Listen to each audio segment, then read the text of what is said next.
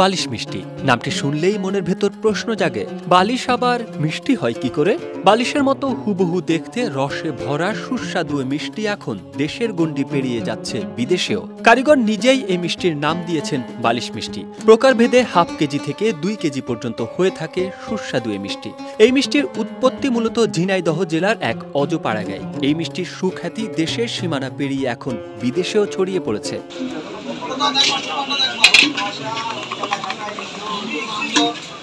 জানা যায়, জেলা শহর থেকে 72 কিলোমিটার দূরে অবস্থিত সীমান্তবর্তী উপজেলা মহেশপুরের ভৈরবা বাজারে সপ্তাহের 2 দিন শনি ও মঙ্গলবার হাট বসে। আর এই বাজারেই বিগত 35 বছর যাবৎ বালিশ মিষ্টি বিক্রি করছেন স্থানীয় মিষ্টি ব্যবসায়ী হযরত আলী। শনি ও মঙ্গলবার দুপুর 2টার পর থেকেই জমতে থাকে এই বাজার। বেচা কেনা চলে মধ্যরাত পর্যন্ত। হযরত আলীর নিজ হাতে তৈরি বালিশ মিষ্টি কিনতে ক্রেতাদের ভিড় লেগেই থাকে তার দোকানের সামনে। বিশালাকার পাত্রে কয়েক ধরনের মিষ্টি বিক্রি করেন এই ব্যবসায়ী। তাই 2 দিন হয়, শনি এবং মঙ্গলবার। অনেক দূর দূরান্ত থেকে লোক আসে, এসে ভৈরবার বাজারে বালিশ মিষ্টি কিনে নিয়ে যায়। ভালো সিঙ্গাপুরও পাঠায়, তেমন এখন আবার পাঠাবো নিতে।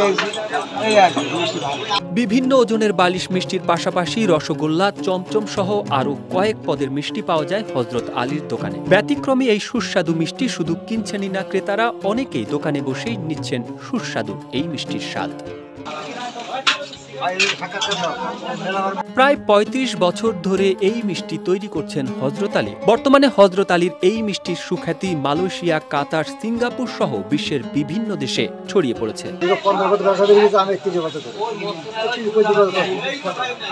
আমি ভালো বলতাম তো, কোনো ভালো আমি ভালো বলি, কোনো ভালো বলি, কিন্তু বাইরের দেশে তাই তোমার মালয়েশিয়া, কাতার, সিঙ্গাপুর তারা যায়, তারা নিয়ে যায়, বাইরে তারা দিয়ে যায়, এবং তারা ঈদে বাড়ি আসছিল, এসে আবার নিয়ে গেছে।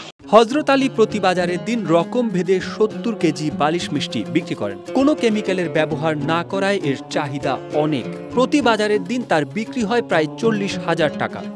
ঐতিহ্যবাহী এই বালিশ মিষ্টি থেকে অনেক দূর দূরান্ত লোক আসে, বা এই মিষ্টি খুব ঐতিহ্যবাহী মিষ্টি, অনেক মানুষ এই মিষ্টি থেকে খাতি আসে।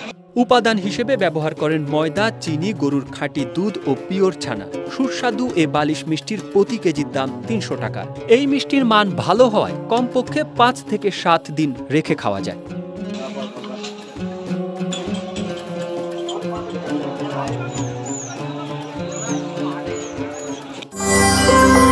সত্য, বস্তুনিষ্ঠ ও নিরপেক্ষ দৈনিক জনবাণী।